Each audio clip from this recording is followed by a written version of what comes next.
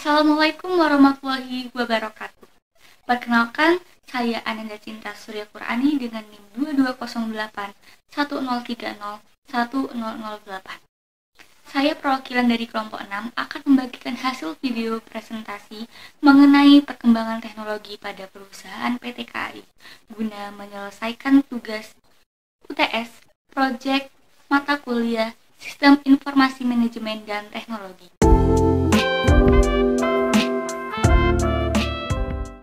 Sebelum masuk materi, izinkan saya untuk membacakan materi-materi yang akan dibahas ke depannya. Yang pertama adalah profil PT KAI, yang kedua perkembangan teknologi PT KAI, yang ketiga dampak perkembangan teknologi PT KAI, dan yang terakhir adalah kesimpulan. Oke, yang pertama yaitu profil perusahaan PT KAI. PT Kereta Api Indonesia adalah badan usaha milik negara yang menyediakan, mengatur, dan mengurus jasa angkutan kereta api di Indonesia. Layanan yang diberikan perusahaan ini meliputi angkutan barang dan penumpang. Pada akhir bulan Maret 2007, DPR mengesahkan revisi Undang-Undang 13/1992 yang isinya menegaskan bahwa investor swasta maupun pemerintah daerah diberikan kesempatan untuk mengelola jasa angkutan kereta api di Indonesia.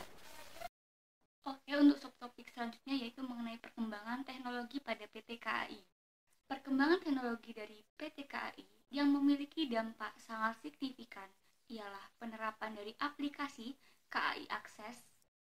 KAI Akses merupakan terobosan besar yang dilakukan oleh PT KAI dalam mempermudah layanan kepada konsumen melalui aplikasi digital.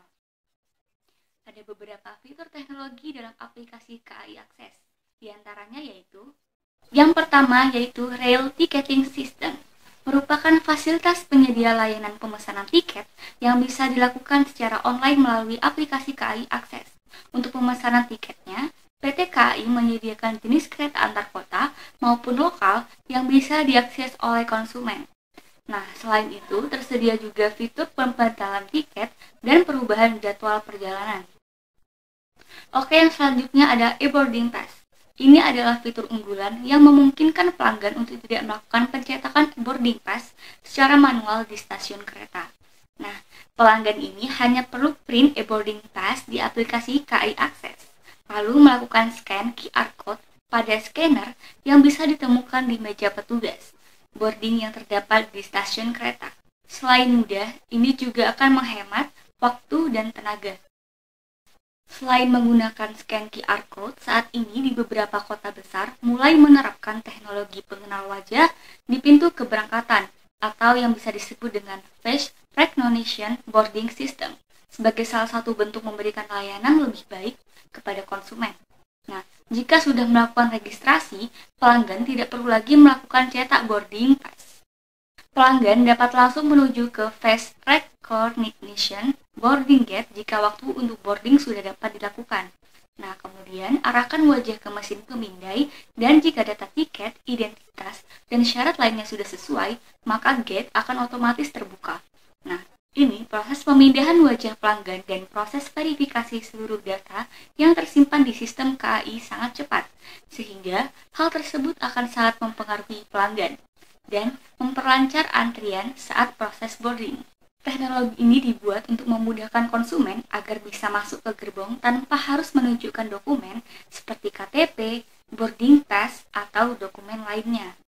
Nah, di sini PT KAI menjamin keamanan data karena data hanya akan dipakai untuk kepentingan sistem check-in. Face recognition boarding gate saat ini sudah terpasang di stasiun Gambir, Bandung, Cirebon, Semarang Tawang, Yogyakarta, Surabaya Gubeng, Surabaya Pasar Turi, Malang, dan Solo Balapan.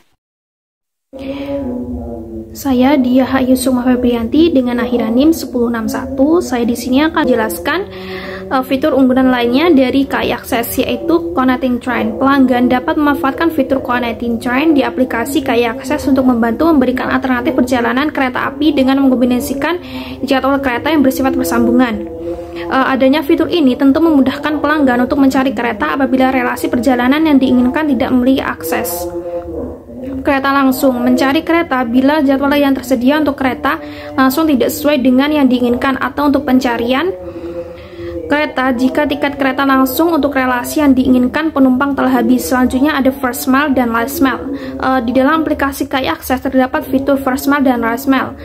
Peluncuran fitur ini merupakan keberlanjutan kerjasama antara KAI dan Bluebird yang telah mencakup first mile, yaitu transportasi penjemputan dari lokasi awal ke stasiun keberangkatan. Selanjutnya KAI dan Bluebird telah memperkenalkan layanan last mile atau transportasi dari stasiun kedatangan hingga ke lokasi tujuan. Layanan ini hanya bisa dilakukan untuk layanan kereta api jarak jauh. Pemesanan layanan first mile dan last mile di aplikasi KAI Akses dapat dilakukan bersamaan dengan pemesanan tiket keretanya, ataupun terpisah dengan pemesanan tiket kereta. Selanjutnya ada pre-order miles. Fitur unggulan ini bisa digunakan oleh para pelanggan yang ingin menikmati makanan di perjalanan. Beragam menu yang disediakan oleh PT KAI bisa dipesan melalui layanan KAI Akses, sehingga tidak perlu repot-repot membawanya dari luar, atau ini tentu akan membuat perjalanan akan lebih nyaman dan menyenangkan. Pelanggan dapat melakukan pemesanan makanan dan minuman melalui menu Real Food dengan opsi pembayaran melalui KIP atau jenis pembayaran lain yang tersedia, serta memiliki kemampuan untuk memesan tiket kereta dan makanan atau minum secara bersamaan. Selanjutnya ada KIP. Kini pembayaran tiket kereta api makin mudah menggunakan KIP. KIP ini dapat digunakan untuk membayar layanan first mile dan last mile dengan berbagai produk dan jasa yang tersedia di aplikasi KAI Akses. Selain itu, pelanggan akan terbebas dari biaya tambahan lainnya setiap melakukan pembayaran menggunakan KIP. Selanjutnya ada entertainment on board. KAI menghadirkan fitur pada KAI Akses, yaitu entertainment on board. Dengan layanan ini, maka pengguna kereta api bisa menikmati hiburan yang dapat diakses melalui jaringan WiFi khusus selama dalam perjalanan. Selanjutnya ada informasi layanan KAI Group. Pengguna juga bisa mengakses informasi terkait pemesanan barang, KAI Logistik, dan informasi tentang KRL. Selain meningkatnya fitur yang lainnya, KAI juga telah mengembangkan sejumlah fitur layanan baru yang dapat memenuhi kebutuhan pengguna dengan 4 fitur unggulan yang ditawarkan. Antara lain yaitu ada Trip Planner. Fitur ini dari Akses by KAI yang memungkinkan masyarakat bisa melakukan perjalanan tanpa bingung dengan pilihan transportasi selanjutnya di kota tujuan. Bambang Respationo menyebutkan melalui fitur Trip Planner, Akses by KAI berupaya memberikan rekomendasi perjalanan kepada pelanggan. Misalnya ada pengguna dari Yogyakarta dengan tujuan Jakarta, nanti penumpang tersebut bisa mendapatkan informasi terkait angkutan apa saja yang dapat digunakan setelah sampai di stasiun tujuan untuk menuju tujuan akhir. Dengan begitu, pelanggan yang melakukan perjalanan di suatu kota tidak perlu merasa bingung untuk memilih sarana transportasi selanjutnya menuju rumah saudara atau tempat tertentu.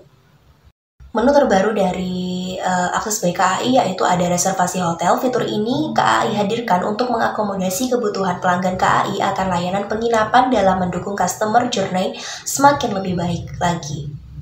Fitur live tracking. Fitur ini memungkinkan pengguna untuk melacak lokasi perjalanan kereta secara real time. Informasi live tracking akan tersedia saat kereta mulai bergerak sehingga pengguna dapat mengetahui posisi kereta dan lokasi saat ini. Hal ini memudahkan penumpang membagikan lokasi terbaru perjalanan kereta kepada saudara atau teman yang akan menjemput di stasiun tujuan. KAI juga telah mengembangkan program loyalitas Rail Point. KAI memberikan benefit member premium, yaitu setiap transaksi pemesanan tiket kereta api jarak jauh komersial akan mendapatkan Rail Point. Sebelumnya, Rail Point hanya dapat digunakan untuk membeli tiket kereta, namun sekarang pengguna dapat menukarkan Rail Point untuk berbelanja di merchant-merchant yang bekerja sama dengan KAI. Di samping itu, hadirnya aplikasi Akses ditujukan sebagai aplikasi andalan masyarakat untuk berbagai kebutuhan di luar transportasi. Saat ini masyarakat dapat memanfaatkan layanan PPOB, yaitu Payment Point Online Bank, seperti pembelian pulsa, paket data, dan token listrik, dan juga KAI Logistik memberikan jasa pengantaran atau pengiriman barang atau paket. Nama saya Medina Rizky Amanda dengan NIM 22810301173. Perkembangan teknologi pada PT KAI membawa beberapa dampak, diantaranya yaitu yang pertama, transaksi bisnis menjadi lebih cepat dan juga aman. Melalui aplikasi KAI Akses, waktu pemrosesan tiket menjadi lebih cepat, serta waktu reservasi juga menjadi lebih fleksibel.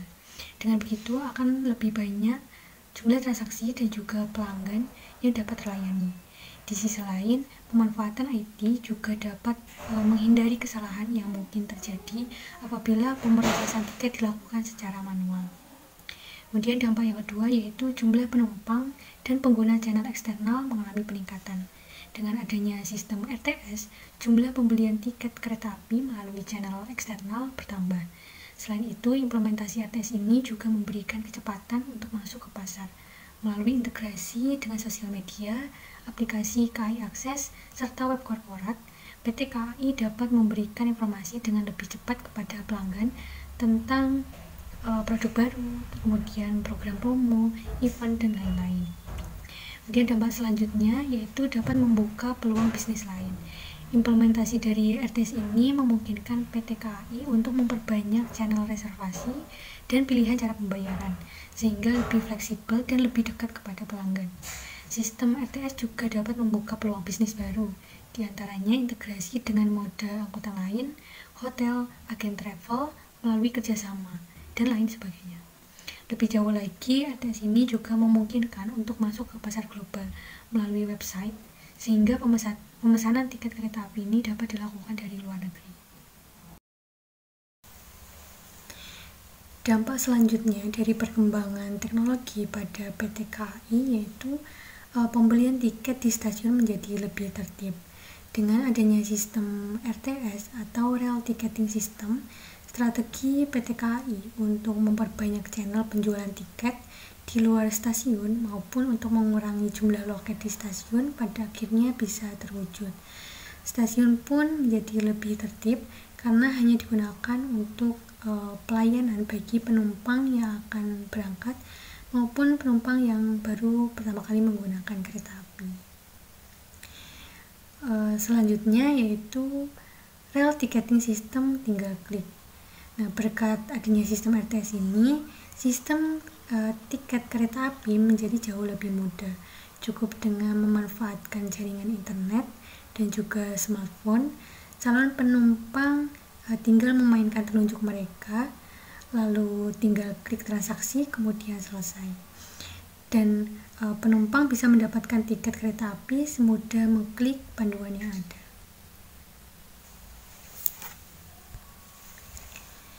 Dampak selanjutnya yaitu kemajuan perkeretaapian ini lambat laun telah membawa perubahan pada pembangunan di Indonesia, terutama dalam dunia perkeretaapian nasional. Bahkan kini pemerintah tengah gencar mengembangkan sistem transportasi berbasis rel.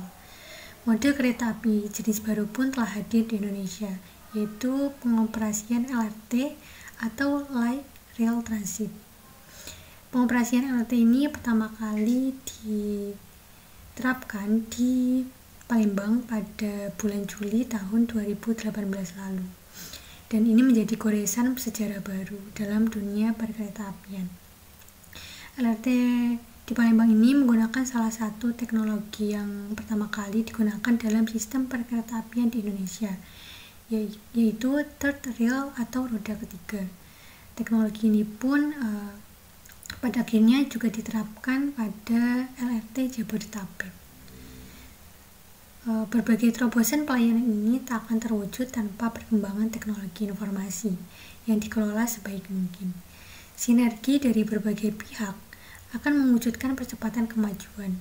Dinamika perkembangan teknologi informasi perlu disambut dengan optimis dan saling bahu-membahu agar Indonesia mampu mengelolanya dan mengintegrasikannya dalam pembangunan di seluruh aspek, demi bangsa yang terus bergerak maju. Nah, jadi berdasarkan pembahasan yang telah dilakukan sebelumnya, dapat disimpulkan bahwa perkembangan teknologi dari PT KAI ini bisa dibilang efektif dan juga relevan dalam meningkatkan pelayanan konsumennya. PT KAI ini juga bisa memastikan layanan yang mereka sediakan ini dapat memenuhi kebutuhan pelanggan dan dapat dioperasikan secara efektif dan juga efisien. PT KAI juga dapat meningkatkan kualitas pelayanannya melalui pemantauan terhadap pengalaman para penggunanya dalam menggunakan aplikasi KAI Akses.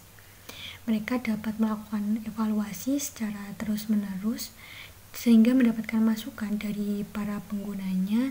Kemudian PT KAI dapat melakukan perbaikan atas kekurangan yang dirasakan oleh para penggunanya saat menggunakan aplikasi KAI Akses.